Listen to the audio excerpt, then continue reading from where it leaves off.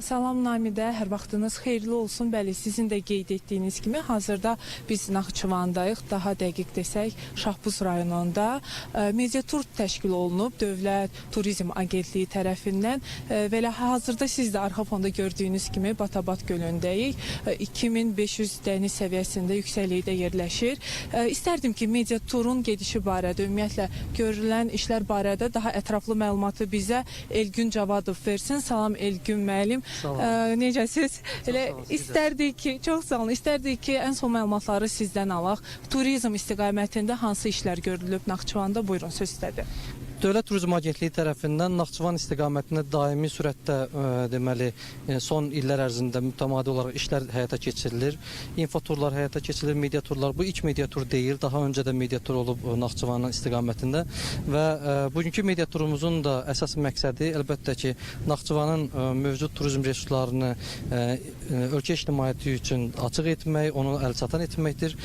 Media turumuzun ilk nöqtəsi Ağbulaq Qış Turizm Mərkəzi olmuşdur. Birisi ki, Ağbulaq Naxçıvanda deməli yerləşən yeganə xizək mərkəzidir. Özünün deməli münasib belə deyim qiymətləri ilə, eyni zamanda özünün xidmətləri ilə bu zonada insanları xizək turizmə cəlb edən bir nöqtədir. Növbəti deməli məntəqəmiz deməli Batabat göllər qrupudur. Siz də özünüz də gördünüz ki, burada artıq təbiətin deməli ən belə deyim də yeni bir fəslinə dövrünə gəlmişik. Bundan sonra media turumuz davam edəcək. Naxçıvan şəhərində mədəni irs obyektlərinə baxış keçiriləcəkdir. Eyni zamanda sağlamlıq turizm obyekti kimi Naxçıvanın ən öndə gələn məntəqəsi olan Duzdağ deməli mərkəzində biz olacağıq. Naxçıvanda bu yerlər az deyil. Yəni bizim daha çox gəzə biləcəyimiz yerlər vardır. Dini turizm istiqamətində eyni zamanda müxtəlif kəndlər var ki, kifayət qədər özünə turistlər cəlb edə bilər. Həm təbiəti, həm deməli ekoloji təmiz məhsulları ilə özünü cəlb edir. Bugünkü media turumuz Naxçıvanın yalnız bir hissəsini göstərməyə və daha çox ekoturizm, ekoloji imkanlarını və burada sakit, eyni zamanda aktiv fəaliyyət göstərmək istəyən turistlər üçün imkanları göstərir.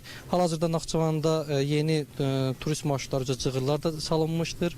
Həmin cığırlar üzrə də xəritələr yerləşdirilmişdir, istiqamətlər qoymuşdur. Bu da imkan verir ki, ölkəmizə gələn turistlər yalnız deməli digər regionlarda olduğu kimi həm də Naxçıvana gəldikdə burada da həmin elektron deməli vəsaitlər hesabına və mövcud işarələr hesabına həmin o yürüyüşlərdə iştirak edə bilərlər.